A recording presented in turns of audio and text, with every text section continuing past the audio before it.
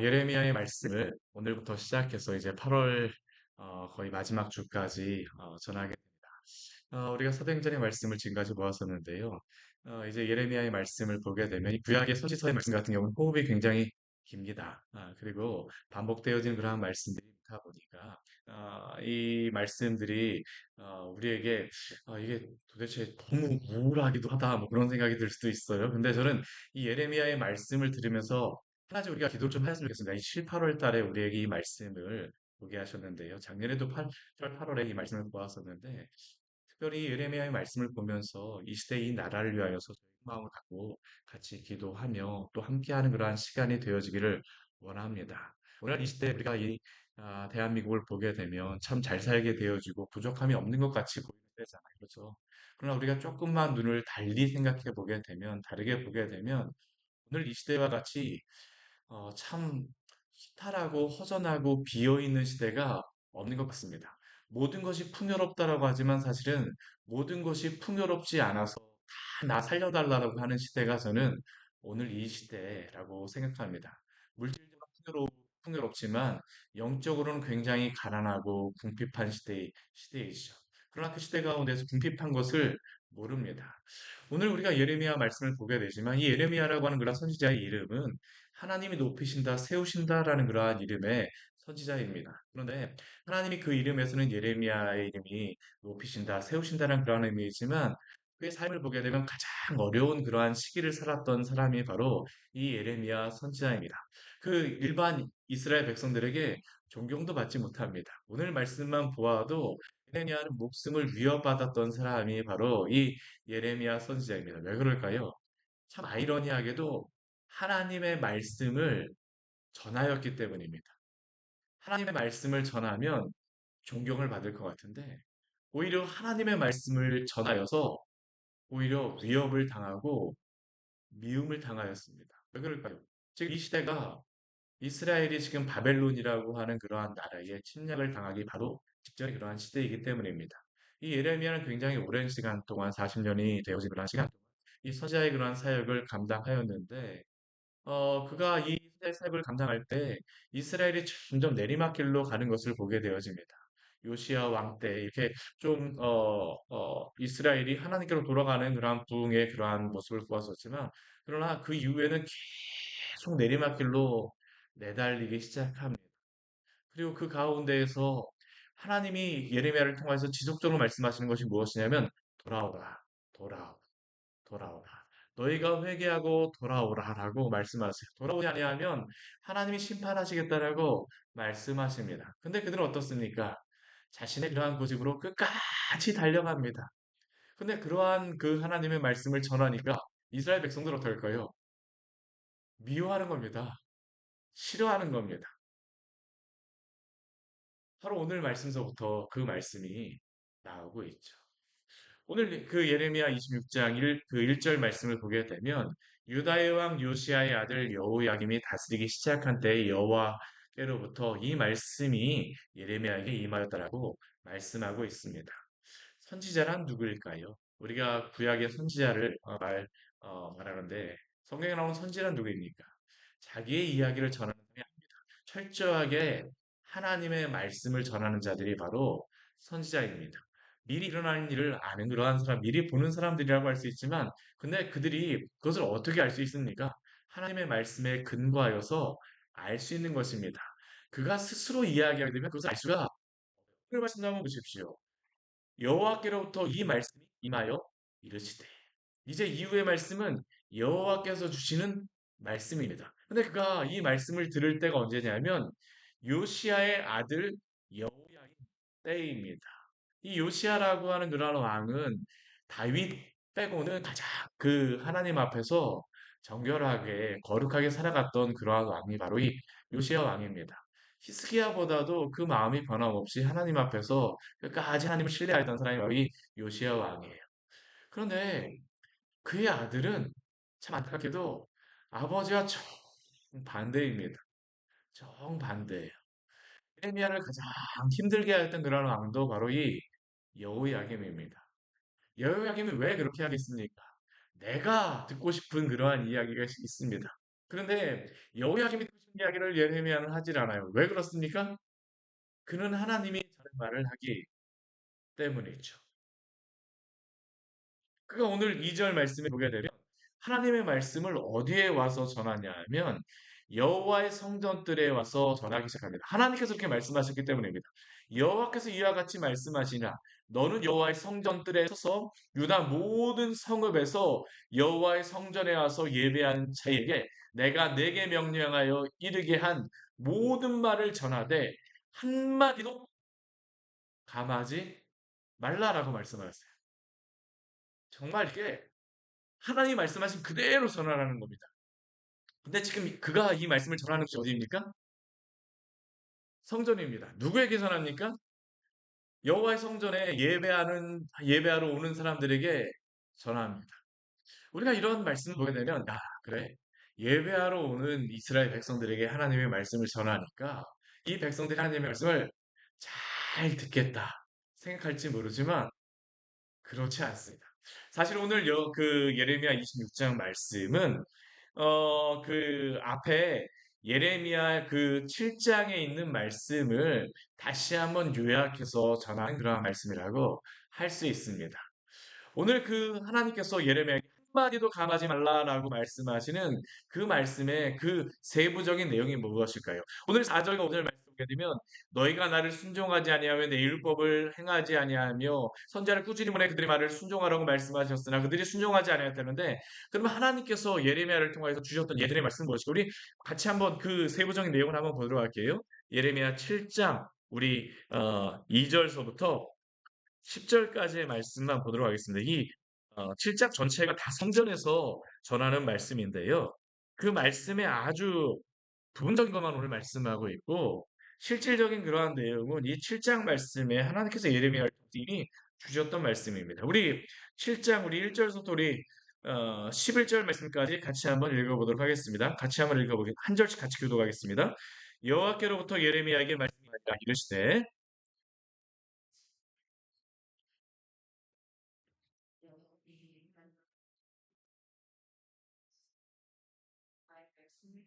만군의 여호와 이스라엘의 하나님께서 이와 같이 말씀하시되 너희 길과 행위를 바르게 하라. 그리하면 내가 너희로 이곳에 살게 하리라.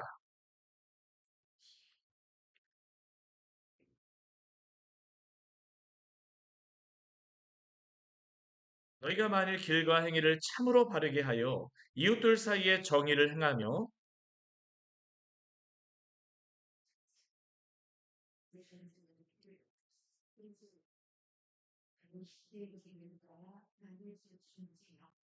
내가 너희를 이곳에 살게 하리니 곧 너희 조상에게 영원 무궁토록 준 땅이니라.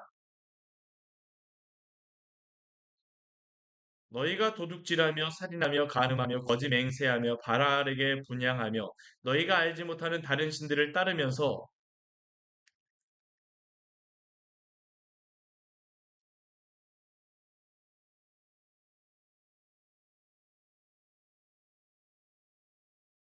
같이 읽겠습니다. 내 이름으로 일컬음을 받는 이 집이 너희 눈에는 독의 소굴로 보이느냐. 아멘. 지금 예레미야를 통하여서 그 예레미야 7장에서 이 말씀을 하시는데 이 말씀을 보면 어떻습니까? 이들이 지금 예배하러 온다라고 하지만 이들의 삶은 사실 하나님하고는 전혀 상관이 없는 삶을 6일 동안 살았습니다. 하나님을 예배하러 올 때 온갖 좋은 옷에다가 하나님을 예배하러 온다라고 하면서 뭐 잘 지내셨습니까? 은혜 안에 지내셨습니까? 이 얘기 저 얘기 하면서 막 그냥 악수도 하고 서로 간에 막 그 이야기도 하지만 막상 그들의 삶에서는 어떻습니까? 하나님과 전혀 상관없는 삶을 살았다라는 겁니다. 그러한 백성들을 향하여서 하나님께서 예레미야에게 말씀하시는 겁니다. 너는 가감하여 말하지 말라. 한마디도 감하지 말라. 왜 그들에게 하나님께서 이렇게 말씀하실까요? 하나님이 그들을 미워하시기 때문에 이렇게 말씀하십니까? 아닙니다. 그들을 사랑하시기 때문입니다. 오늘 3절 말씀을 보게 되면 하나님의 그 마음이 나왔죠. 왜 그 말씀을 그 말씀을 전하라고 말씀하십니까? 26장 3절 말씀에 보면 그들이 듣고 혹시 각각 그 악한 길에서 돌아오리라. 하나님이 그들에게 원하시는 것은 무엇입니까? 돌아오기를 원하시는 겁니다. 하나님 그들을 미워하시는 것이 아니에요. 하나님의 백성이요 하나님의 자녀라면 이래야 되는데 그들이 이렇게 살지 못하기 때문에 돌아오게 하기 위하여서 그들이 듣기 싫어하지만 그들에게 이 말씀을 하시는 것입니다. 만약 그들이 돌이킨다라고 하면 하나님은 어떻게 하실까요? 내가 그들에게 재앙을 내리려고 하던 그 뜻을 돌이키리라라고 말씀하세요. 하나님이 돌이키리라고 하는 말씀을 한 번만 말씀하신 것이 아닙니다. 오늘 말씀에도 우리 잘 보십시오. 하나님이 그 뜻을 돌이키리라고 하시는 그러한 말씀을 그 뒤에도 하나님이 말씀하세요. 우리 몇 절에서 말씀하십니까? 내가 너희가 그 말씀을 듣게 되면 돌이키리라. 몇 절에서 말씀하세요? 우리 몇 절입니까? 음. 우리 13절 말씀해 보게 되면 돌이키리라 말씀하시죠. 하나님은 자신의 주권과 섭리에 따라서 그 뜻을 오늘도 가지고 그 일을 행하시는 줄 믿으시기를 바랍니다. 근데 하나님께서는 당신의 그 뜻과 계획이 있으심에도 불구하고 뜻을 돌이킨다라고 하는 그러한 말씀을 구약 성경에 보게 되면 줄곧 말씀하십니다. 근데 이 말씀하실 때가 언제냐 하면 이스라엘 백성들이 회개하고 돌아올 때. 물론 하나님의 그 주권과 섭리와 그 계획은 있으시지만 그러나 분명히 그들에게 돌이키고 돌아오게 되면 하나님도 당신이 그들에게 그 내리겠다고 말씀하신 그 심판을 돌이키리라고 말씀하십니다. 오늘도 이 말씀을 드린 줄 믿으시기를 바랍니다. 그래서 하나님께서는 오늘도 그들에게 회개하라고 말씀하신 것이죠. 근데 오늘 말씀을 보게 되면 예레미야를 통해서 4절과 5절 말씀을 보게 되면 그것을 요약해서 이렇게 말씀하신 겁니다. 너가 그들에게 이와 같이 이르라. 여호와의 말씀에 너희가 나를 순종하지 아니하며 너희가 내게 둔 율법을 행하지 아니하며 내가 너희에게 나의 종 선지자들 꾸준히 보내 그들의 말을 순종하라고 하였으나 너희는 순종하지 아니하였느니라. 이게 앞에서도 말씀하신 것이고요. 오늘도 지금 말씀하신 것이고 요약해서 말씀하시는 것입니다. 너희가 순종하라, 돌아오라. 근데 이스라엘 백성에게 마음을 상하게 하는 것은 그들의 죄악을 향하여서 말씀하시는 것은 사실 그들은 귀뚱으로 다 듣습니다. 참 이상하다. 그들의 죄에 대하여서 하나님이 이렇게 우리 아까 예레미야 7장에서 우리 읽었잖아요. 근데 그것에 대해서는 그들의 마음에 그렇게 크게 찔리지 않습니다. 왜 그렇게 크게 찔리지 않을까요? 내가 한 게 아니라 저 사람이 한 거라고 생각을 하는 겁니다. 내가 한 죄악보다 저 사람이 한 죄악이 더 커요. 그러니까 그는 어떻습니까? 비교하는 겁니다. 나는 저 사람보다 그래도 나. 근데 이들의 아주 그 마음을, 그 자존심, 그들의 그 생각을 찌르는 예레미야의 한마디, 하나님이 주신 한마디가 있습니다. 그게 뭐냐면 6절의 말씀입니다. 우리 6절 말씀 같이 한번 읽어볼까요? 내가 이 성전을 실로같이 되게 하고 이 성을 새긴 모든 민족의 저주거리가 되게 하리라 치었느니라. 아멘. 이 말씀이 이들에게 얼마나 찔림이 되었는지 우리 8절 말씀해 보게 되면 이 사람들이 예레미야의 말씀을 듣고 이 백성들이 하는 이야기가 있습니다. 제사장들과 선지자들과 모든 백성들이 그를 붙잡고 이야기합니다. 뭐라고 이야기합니까? 내가 반드시 죽어야 하리라. 왜 죽어야 된다고 합니까? 그들의 죄에 대해서 지적한 것에 대해서 죽어야 된다고 말하지 않습니다. 무엇에 대해서 죽어야 된다고 이야기합니까? 내가 여호와의 이름을 의지하여서 예언하여 이르기를 이 성이 실로 같이 되겠고 이 성이 황폐하여 주민이 없으리라라고 하는 이 말이 이들을 그 예레미야를 미워하게 하는 이유가 됩니다. 이 실로 같이 된다라고 하는 게 이들에게 너무나도 상처가 되는 거예요. 이 실로가 왜 그럴까? 이 실로가 우리 구약 성경에 보게 되면 어떤 때 나오냐, 언제 나오냐 하면 그 엘리 선지자와 그 아들들, 우리 사무엘상 말씀에 보게 되면 엘리 선지자와 그 아들들이 그 하나님 앞에 대해서 굉장히 그 죄를 범하게 됩니다. 사무엘이 태어나기 전에 그러한 일이 있습니다. 그 실로에서는 이 실로에 하나님의 언약궤가 있었습니다. 그리고 그곳에 하나님의 장막이 있었고요.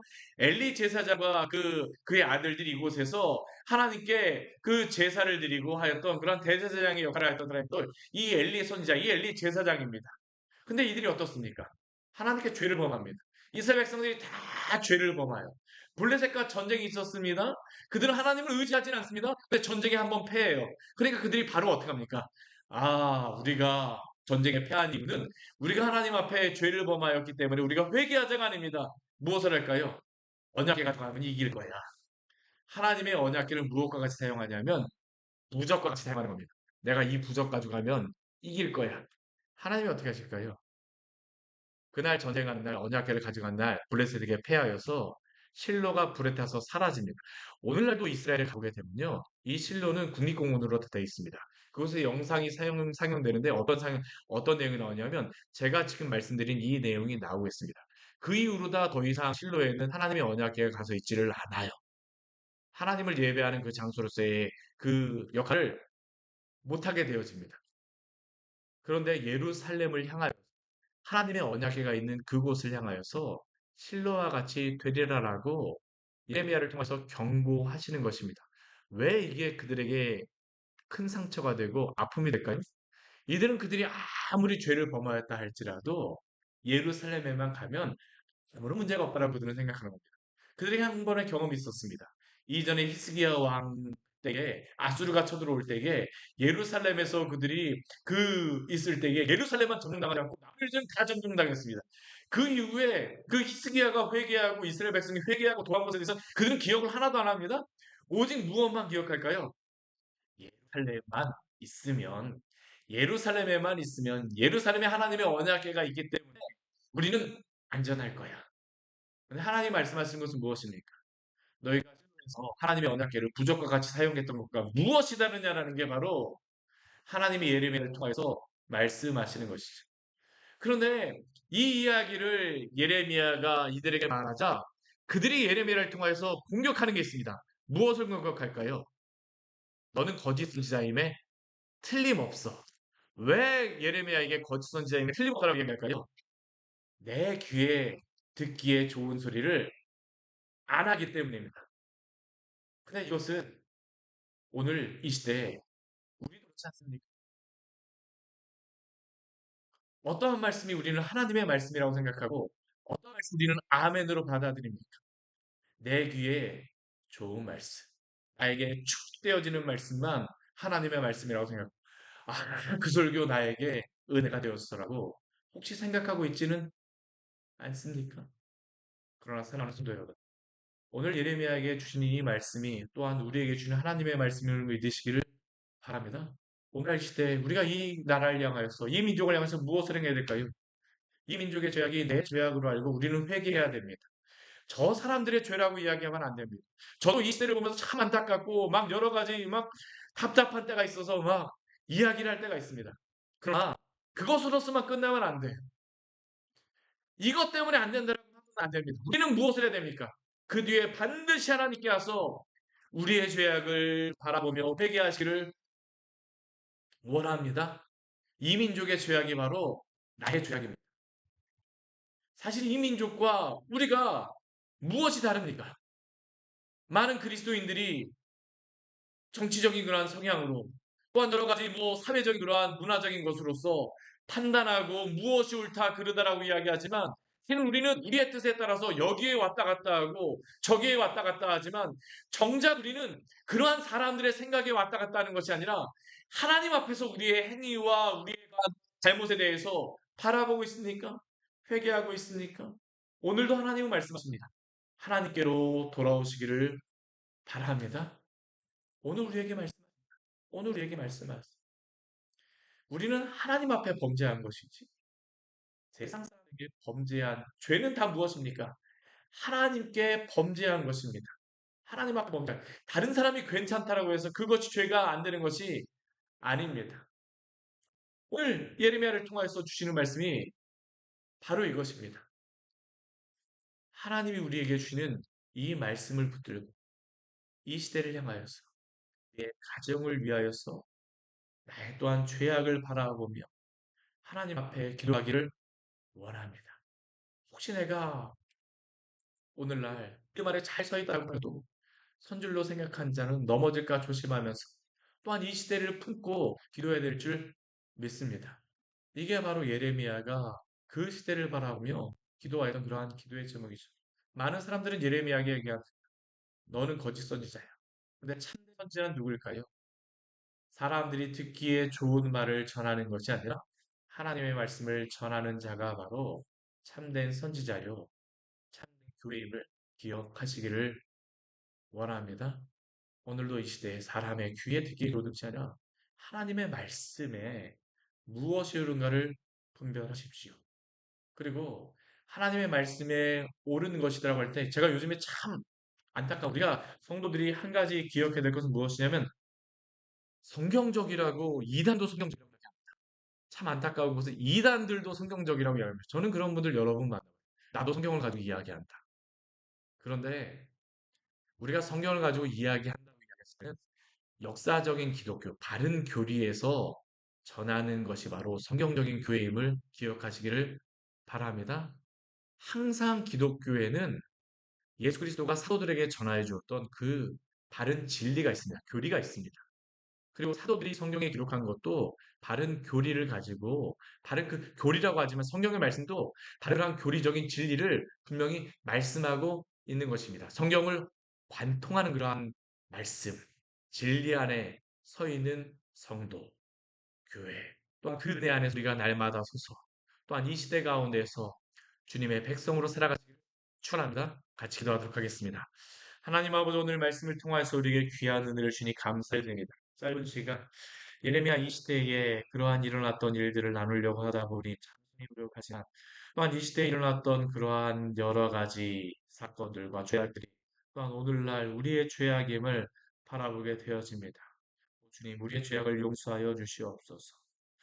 단순하게 저 사람과 비교하여서 내가 조금 더 낫다라고 하는 것이 아니라 우리는 하나님 앞에 서야 되는 자들임을 날마다 기억하게 하여 주시고 또한 우리가 예수 그리스도를 믿음으로 말미암아 의롭게 되어진 자로 구원받았다로 끝나는 것이 아니라 이 시대를 바라보며 가슴을 찢고 아픈 마음으로 기도하며 회개할 수 있는 이 민족의 죄악을 나의 죄악으로 알아 주 앞에 회개하며 나아가는 우리 귀한 성도들 과이생 될수 있도록 주여 도우시고 인도하여 주시옵소서. 한국의 교회들이 깨어나게 하여 주시고 온전히 하나님 앞에 돌아오는 일이 있게 하여 주시옵소서. 예수님 이름으로 기도드립니다. 아멘. 오늘 말씀 같이 기억하시면서 기도하며 나가도록 하겠습니다.